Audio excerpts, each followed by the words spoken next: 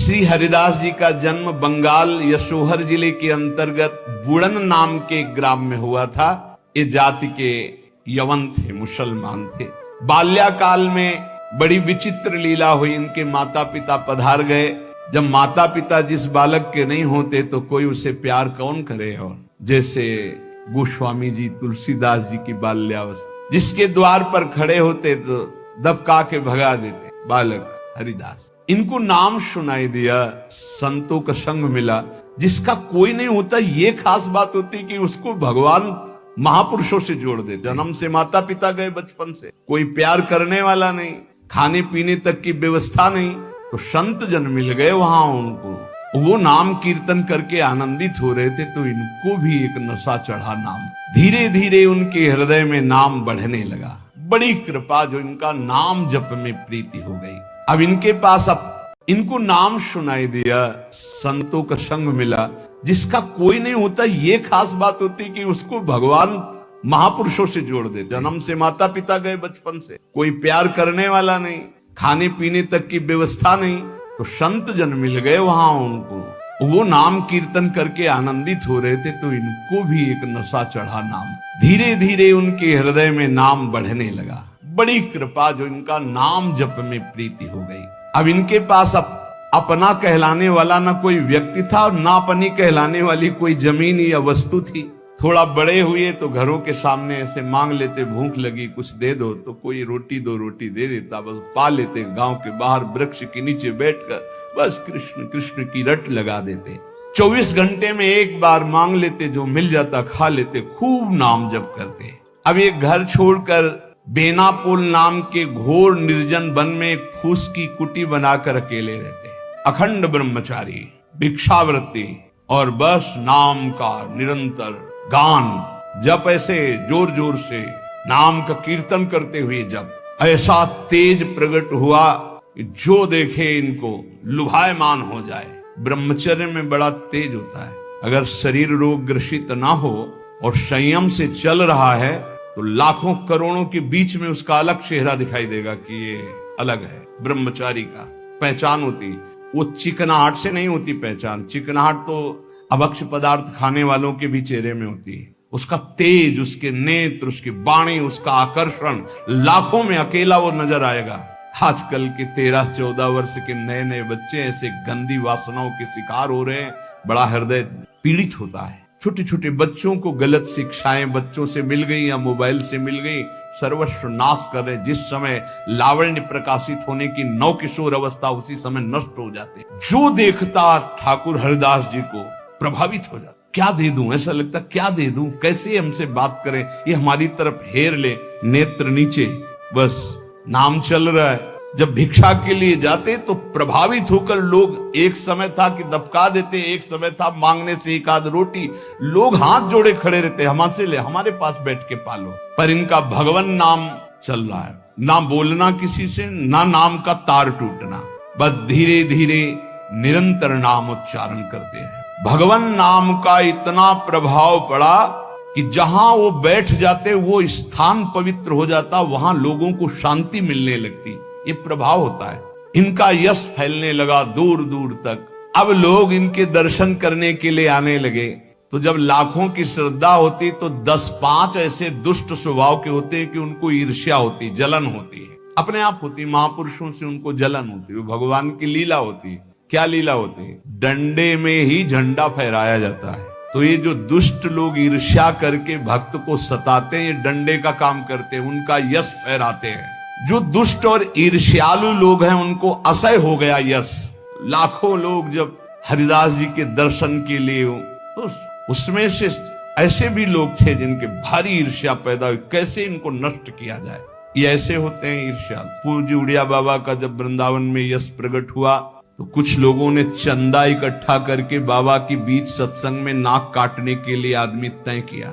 वो आदमी चाकू छुपा के गया प्रणाम करने की मुद्रा, और ऐसे जीव तो वहां उनके पार्षद जो मोरछली डुला रहे थे बहुत सावधान, तत्काल पकड़ते पकड़ते चावल भर नाक में चाकू चले। बाबा उनको तत्काल एकांत लायक गुफा में ले गए और कहा, भैया हमने कभी कोई कटु वचन आपको कहा क्या? तो रो पड़ा, बोले बाबा पैसे में, गरीब आदमी हूं मैं, पैसे में बिक गया, मुझे अमुक अमुक ने इतने रुपए दिए हैं और कहा इसके बाद इतने रुपए और देंगे, मैं हाथरस का हूं, मैं गरीब आदमी हूं, केवल पैसे के लिए काम, मैं आपको नहीं जानता था और हमसे कहा गया कि जाइए और ऐसा कर। बाबा मुझसे बहुत गलती। बाबा ने कहा कोई बात नहीं है, कुछ पैसे अपनी तरफ से दिलाए और कहा हाथरस की गाड़ी में बैठाल के आओ। अपने जनों से कहा कसम हमारी है अगर इसको एक शब्द भी कहो, तो सम्मान पूर्वक उसे हाथरस सुरक्षित भिजवा दिया। अकारण द्वेष मानने वाले पैदा हो जाते हैं जब किसी का यश होता है। कैसे इनका यश नष्ट हो? ये ईर्ष्यालु एक रामचंद्र खां नाम के बड़े जमींदार थे। यार हमारे पास तो जमीन रुपया पैसा, कोई नमस्कार नहीं करता है, 2 रोटी मांग के खाने वाला, नाम जपा, इसको जिसको देखो प्रणाम करता चल। ये लगता लगे कौन भाई? बोले बाबा जी। मतलब बाबा जी तो एक लगता है क्या यार, मतलब बाबा जी क्या है? उसको लगा मैं जमींदार हूं, रुपया है पैसा है, हमें तो कोई नमस्कार नहीं करता है, इसको जो देखो नमस्कार कर रहा है, कैसे इसका यश नष्ट करूं? तो पहला बाण होता है कामिनी। जब कभी किसी को नीचा दिखाना होता है, ऐसा होता है जब कभी किसी का यश होता है तो विविध प्रकार की माया के पार्षद अपना प्रयास करते हैं। तो उसने विचार किया कि इसका कैसे नाश किया जा सकता है, कैसे नीचा दिखाऊं, इसके बड़े हुए यश को कैसे मिट्टी में मिलाऊं। जमींदार तो था ही, पैसे थे ही। उसने विचार किया कि इनके पतन करने के लिए, इनका पतन भी करूं उपहास भी करूं, दोनों बातें हो जाएंगी। उसने नवीन अवस्था की वैश्या 2 जो उसके परिचय में थी, उनमें से एक को देखा जो बहुत प्रवीण, बहुत सुंदर, बहुत चालबाज, चतुर। उसे कहा जितना रुपया चाहोगे उतना देंगे, बस इनकी कुटिया में जाओ, इनको पतित कर दो, फिर हम अल्लाह मचा देंगे और तुम हाँ बोल देना। वो पैसे में बिकने वाली उसको तो क्या, पर सीमी की चाप सके को उताशु, बड़ रखवार रमापति जासु। जिसके बड़े रक्षक भगवान है उसको कौन पतित कर सकता है, नीचा दिखा सकता है। एक बार गदाधर भट्ट जी का बहुत बड़ा यश फैला हुआ था। जब वो सत्संग करते तो हजारों लाखों लोग सत्संग का आनंद लेते। तो उसमें एक कल्याण सिंह नाम के जमींदार धनी मानी आते थे।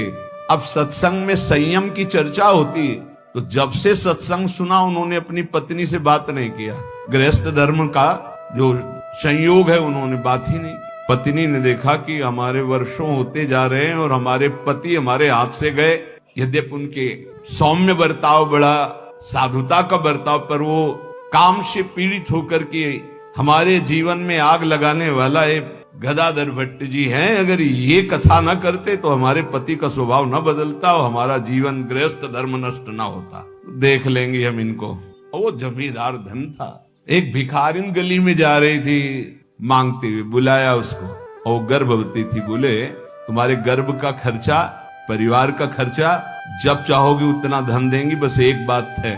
उसने विचार किया कि अगर गदाधर भट्ट पर अश्रद्धा हो जाएगी तो मेरे पति पुनः वापस हमें मिल जाएंगे, क्योंकि उन्हीं की बात पर वो आकर के ब्रह्मचर्य रह रहे हैं, संयम से रह रहे हैं। बोले तुम कथा के बीच में जाओ और कह दो जब ये नहीं था तब तो खूब आते थे और जब ये दे दिया तो आने बंद कर दिया, आप क्या व्यवस्था होगी इसकी, बस इतना तुझे बोलना है। वो जानती थी इतना बोलेगी कि लाखों की अश्रद्धा हो जाएगी। खूब सत्संग का रंग जमा हुआ था। इतने में वो आई और ऐसे सामने खड़ी हो गई। सब लोग आश्चर्यचकित। थोड़ा अच्छा कपड़ा पहना दिया था उसको। उसने कहा महाराज अब तो प्रवचन में लग गए, जब गर्भ नहीं था तो खूब आते थे और जब गर्भ रह गया तो अब आए नहीं, इसका पालन कौन करेगा? बोले आराम से बैठो, जिसने गर्भ दिया अवश्य पालन करेगा, हर व्यवस्था होगी। बिल्कुल। वो तो कोई आश्चर्य उनको नहीं हुआ, वो समझ गए कि भगवान का कोई खेल है। उनका आराम से बैठो, पक्का जिसने गर्भ दिया उसका पालन करे। बोले बातों में मत फुसलाइए, आप समझ रहे हैं ना। अब काना फूसी, ये ऐसा भी है, हम तो ऐसा नहीं। अरे बोले हम तो पहले कह रहे थे। अब उनमें जो तर्क वाले, संशय वाले थे उनके गुट होने लगे, चर्चाएं होने लगी। अब हाहाकार मच गया। तो कुछ तो ऐसे भक्त थे जो प्राण दे दें, तो उनका ऐसा हो ही नहीं सकता, ऐसा नहीं हो सकता। वो एकदम पागल हो गए कि ऐसा नहीं हो सकता।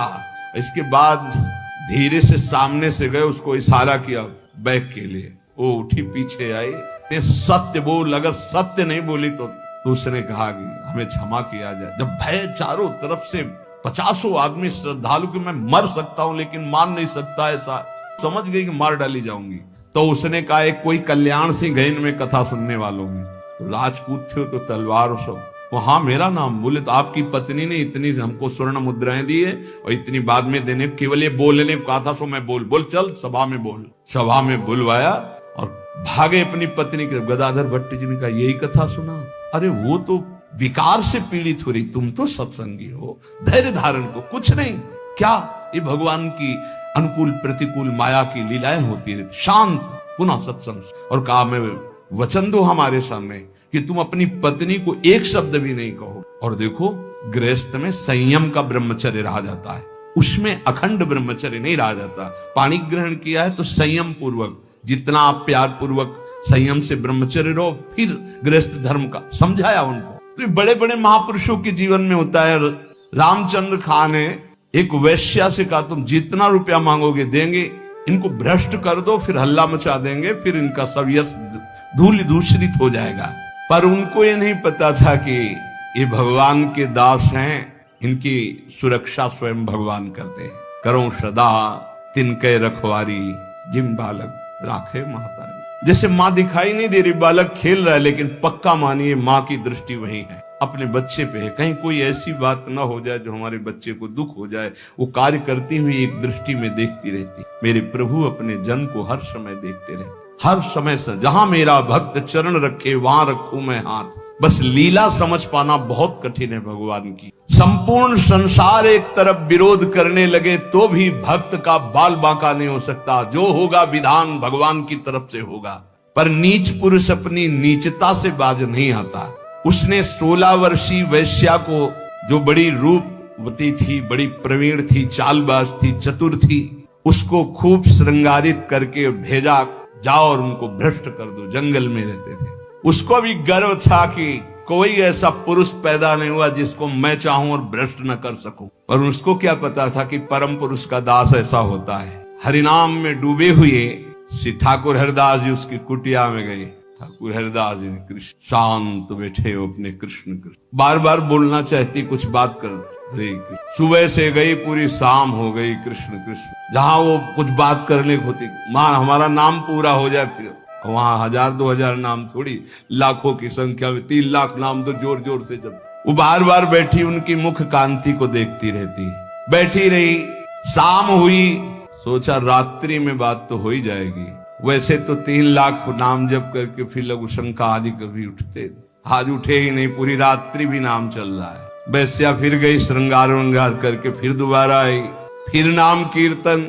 जब बीच में बोलने की बात करती तो हरे कृष्ण, कितनी कृपा वैश्या की। ऐसे महापुरुष को बराबर देख रही, उनका नाम सुन रही। तीसरे दिन एकदम विचलित होकर के, आप हमसे बात क्यों नहीं करते? रुके, हाथ जोड़ा और कहा आपसे अच्छे से बात करूंगा, हमारी नाम जप की अभी संख्या पूरी नहीं हुई, उसको पूरी हो जाए। ऐसे अमृतमय वचन की हृदय एकदम हाय मत, ये क्या? वैसे मैं पापनी हूँ, नीच हूँ, गंदा आचरण करती हूँ, ऐसे महापुरुष के लिए गंदी बात सोच रही। 3 लाख नाम की फिर तार चल पड़ा। हरे उच्च स्वर से रोने लगी, वो शुरू हो गई हरे। साथ में हरिदास जी ने देखा, हाँ अब क्या महापुरुष प्रभाव। हरिदास जी अब बोले, हाँ अब बात कर सकते, तो बात करने लायक नहीं। अश्रु प्रवाह चल रहा था और कृष्ण नाम चल रहा था। उठी और चरणों में लौट गई, का धिक्कार है मुझ निज पापनी को कि आप जैसे महापुरुष के लिए मैंने गंदी बात सोची, मुझे क्षमा कर दीजिए। चिल्ला चिल्ला करके रोने लगी। उन्होंने कहा दुखी नहीं होना, मेरे प्रभु तुम पर बहुत कृपा की। वो आंखों से आंसू बहाती जा रही, गदगद कंठ से कह रही, पतित पावन आप मुझे स्वीकार कर लीजिए, मैं आपकी चरणों की दासी हूँ। आप तो अहेतुकी कृपा करने वाले परम दयालु हैं। आप पात्र और अपात्र का विचार न कीजिए, मुझ जैसी नीच को स्वीकार कर लीजिए। और चिल्ला चिल्ला के रोने लगी। हरिदास जी ने कहा जो नाम सुन रहा है वो नीच कैसे हो सकता? उन्होंने कहा आप मुझे जानते नहीं, मैं वैश्या हूं, मैं लोक निंदित हूं, मैं बहुत ही गंदी हूं, मैं खोटी बुद्धि से आपको भ्रष्ट करने आई थी। हरिदास जी ने कहा इस समय आपके हृदय में क्या है? बोले भगवान बस आपकी दास्ता, आपके आदेश का इंतजार, मैं क्या करूं? मुझे आदेश कीजिए, मैं नीच कैसे पवित्र हो सकती हूँ? मैं आपकी शरण में हूँ, आप मेरा उद्धार कीजिए। हरिदास जी ने कहा, देवी अब तुम वैश्या नहीं रही, उठो। मेरे प्रभु बड़े पतित पावन हैं, उनका नाम उनसे भी महान है, क्योंकि प्रभु को अधीन कर लेता है। मेरे प्रभु के नाम में कोई भेदभाव नहीं, कोई भी जप सकता है, कोई भी अपना परम कल्याण कर सकता है। मेरे प्रभु के नाम में इतनी सामर्थ्य है कि कोई इतना पाप इकट्ठा ही नहीं कर सकता जितना नाम में पाप नाश की सामर्थ्य है।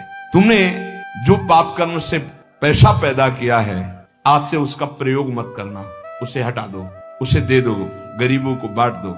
और आज से तुम जो 3 दिन से नाम सुन रहे हो, इसी नाम को रटो। देखो ये नाम तुम्हें परम पावन कर देगा। वैश्या ने कहा, अब तो मैं जाऊंगी नहीं अपने घर, संपत्ति बांटने की तो बात, अब वहां जाऊंगी नहीं। तो उन्होंने कहा, फिर इसी कुटिया में रहकर तुम नाम जप करो, मैं चला। वो वैराग्य लेके उसी कुटिया में नाम जप करने लगी और उसका नाम हरिदासी हुआ। और हरिदास जी उसी समय उस कुटिया से निकले, सीधे शांतिपुर अद्वैताचार्य के समीप चले गए। अद्वैताचार्य जी बहुत बड़े महाभागवत, वो सदैव श्री कृष्ण चिंतन में संलग्न रहते, अद्भुत विद्वान, शास्त्रज्ञ, भगवत प्रेमी महापुरुष। अब वो फटे पुराने कपड़े पहन करके वैश्या वही नाम कीर्तन कर। अब उस जमींदार के तो होश उड़ गए कि मैंने भेष छुड़वाने के लिए वैश्या को भेजा था, और यहाँ वैश्या ही अपना भेष परिवर्तन करके वहां नाम जप करने लगी। ये क्या है नाम जपक जन भगवान की जन। उस वैश्या का वैसे ही सम्मान होने लगा कुछ वर्षों बाद जैसे हरिदास जी का होता था। लोग उस वैश्या के दर्शन करने आने लगे, हर समय वैसे ही नाम जप करते हुए उसी भूमि पर जिस कुटिया में वो रहते थे, वो हरिदासी नाम से कही गई। क्या महिमा है भगवान नाम जापक संतों की। और इधर रामचंद्र खां ने अपने कुकृत्य का फल पाया कि बादशाह का कोई अपराध बन गया, साबित हो गया नहीं अपराध होने पर भी, तो तत्काल आदेश हुआ, सारी संपत्ति और जमींदारी उसकी जब्त कर ली गई, उसको जेल में डाल दिया गया। ये साधु अवज्ञा तुरंत भवानी, कर कल्याण अखिल के हानि। कोई ऐसा मुकदमा, कोई ऐसी बात आ गई जिसमें उनका अपराध साबित हो गया और सारी संपत्ति जमींदारी जब्त कर ली गई, उनको जेल भेज दिया गया। खाने की भी व्यवस्था भंग कर दी गई, जेल में भारी कष्ट उनको दिया गया। पक्का जो भक्त